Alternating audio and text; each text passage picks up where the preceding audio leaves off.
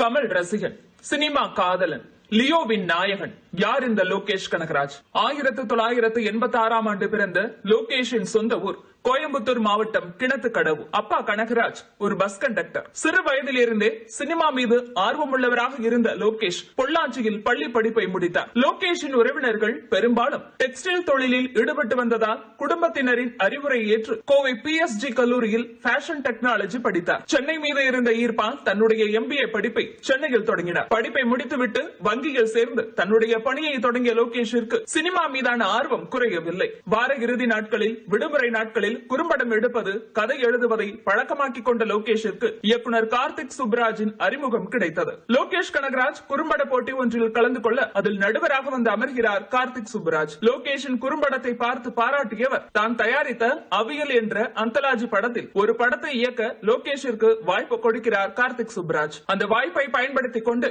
களம் என்ற குறும்படத்தை இயக்கிய லோகேஷிற்கு பாராட்டுகள் கிடைக்கின்றன. அடுத்து 20 நிமிடத்திற்கு ஒரு குறும்படத்தை எடுக்க தயாரான போது அதில் சில கேரக்டர்களையும் சேர்த்து இதை ஒரு ஃபீச்சர் பிலிமாக எடுக்கலாம் என்ற எண்ணம் வரவே ட்ரீம் வாரியர் பிக்சர்ஸ் தயாரிப்பில் அந்த படத்தை எடுக்கிறார் லோகேஷ். அதுதான் ஸ்ரீ சந்தீப் கிஷன், ரெஜினா நடிப்பில் வெளிவந்த மாநகரம். வெவ்வேறு மனிதர்களின் வாழ்க்கையை ஒரே புள்ளியில் இணைத்து எடுக்கப்பட்டு ஆக்ஷன் த்ரில்லர் படமாக வெளிவந்த மாநகரம் யார் இந்த லோகேஷ் கனகராஜ் என்று பேச வைத்தது. அந்த வகையில் தன்னுடைய முதல் படத்திலேயே முத்திரை பதித்தார் லோகேஷ். கேரக்டர் செலக்ஷன் முதற்கொண்டு டைட்டில் வரை எல்லாமே வித்தியாசமாக இருந்தது. இது குறித்து பேசிய லோகேஷ், எனக்கு டைட்டில் நேரத்தை வீணடிக்க கூடாது, அதிலிருந்து கதை சொல்ல பிடிக்கும். சில படங்களில் படம் ஆரம்பித்து சிறிது நேரம் கழித்து டைட்டில் வரும், அது போன்ற விஷயங்கள் எனக்கு பிடிக்கும் என்றவர் ஓனாயும் ஆட்டுக்குட்டியும் படத்தை பார்த்துதான் ஸ்ரீய செலக்ட் பண்ண. மாநகரம் கதை எழுதும் போது இந்த படம் எல்லாருக்கும் பிடிக்குமா அல்லது குழப்பி விடுமா என்ற கவலை இருந்தது. ஆனா நான் கதை சொல்லும் போது யாருமே கதையை குழப்பிக்கல என்று லோகேஷ் கனகராஜ். அந்த படத்தில் ஸ்ரீக்கு நடந்தது போல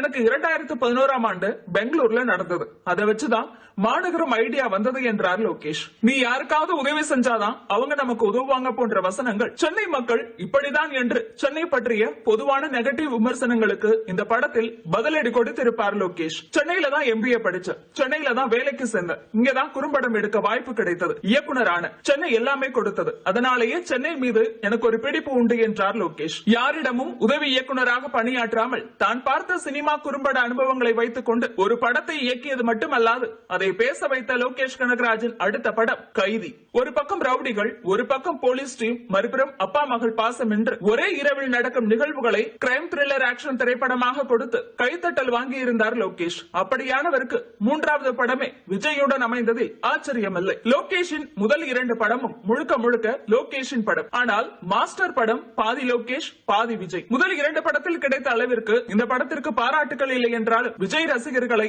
ஏமாற்றாமல் செய்திருந்தார் லோகேஷ். அதற்கு முக்கிய காரணம் பவானி என்ற வில்லன் கதாபாத்திரமும் விஜய் சேதுபதி நடிப்பும். இது விஜய் படம் அல்ல, விஜய் சேதுபதி படம் என்று சொல்லும் அளவிற்கு பெயர் வாங்கி இருந்தார் விஜய் சேதுபதி. அடுத்து தான் திரையில் பார்த்து பார்த்து பூரித்து போன தன்னுடைய நாயகனை வைத்தே படம் எடுக்கும் வாய்ப்பு கிடைத்தது லோகேஷிற்கு. கமலின் படங்களை பார்த்து வியந்திருக்கிறேன், அவரை ஒரு நடிகராக மட்டுமல்ல அவரை இயக்குனராக பார்த்து வியந்திருக்கிறேன் என்றார் லோகேஷ். விக்ரம் படத்தின் கதையை சொல்லும் போது மாநகரம் இயக்குனர் என்ற அடையாளத்தோடு தான் அவரை பார்த்தேன். காரணம், கைதி அப்போது வெளிவரவில்லை, மாஸ்டர் படத்திற்கான பணிகள் நடந்து கொண்டிருந்தன. எனவே என்னுடைய இயக்கத்தில் அவர் மாநகரம் படத்தை மட்டும் தான் பார்த்திருப்பார் என்று லோகேஷ் கனகராஜ் கமலுக்காக விக்ரம் படத்தில் எந்த சமரசமும் செய்யாமல் முழுக்க முழுக்க தன்னுடைய ஸ்டைலிலேயே எடுத்திருப்பார். வில்லனாக விஜய் சேதுபதி, புலனாய்வு அதிகாரியாக ஃபகத் ஃபாசில், ஒருபுறம் ஆக்ரோஷம் மறுபுறம் எமோஷனல் கலந்த கலவையாக கமல் என்று கிரைம் த்ரில்லர் ஆக்ஷன் படமாக வெளிவந்த விக்ரம் வசூலை வாரி குவித்தது. லோகேஷ் படங்களிலேயே இது அவருக்கு சூப்பர் ஹிட், கமலுக்கு இது மெகா ஹிட். இந்த படத்தின் மூலம் தான் ஒரு சிறந்த இயக்குனர் என்பதையும் கமலின் தீவிர ரசிகர் என்பதையும் காட்டியிருப்பார் லோகேஷ்.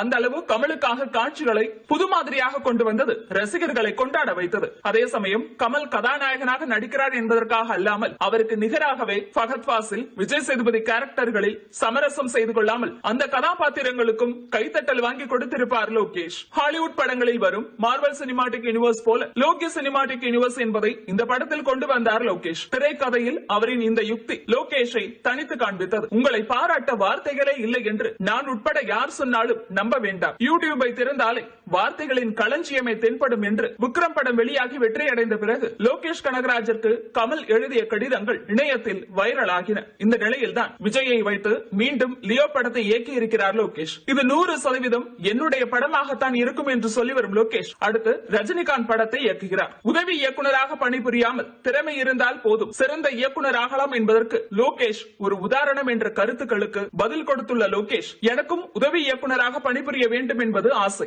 கமல், மணிரத்னம் போன்றோரிடம் உதவியாக பணிபுரிய ஆசைப்பட்டேன். ஆனால் மாத சம்பளம் என்னை தடுத்தது. எனவே வேலைக்கு போகும் நாட்கள் தவிர மற்ற நாட்களில் குறும்படங்களை எடுத்து அதன் மூலம் அனுபவங்களை பெற்றுக் கொண்டேன். ஆனால் முதலில் ஃபீச்சர் பிலிம் எடுக்கும் போது எனக்கு ஆரம்பத்தில் சிரமமாக இருந்தது என்றவர் உதவி இயக்குநராக பணிபுரிந்து ஒரு படத்தை இயக்குவதே சிறந்தது என்கிறார் லோகேஷ் கனகராஜ்.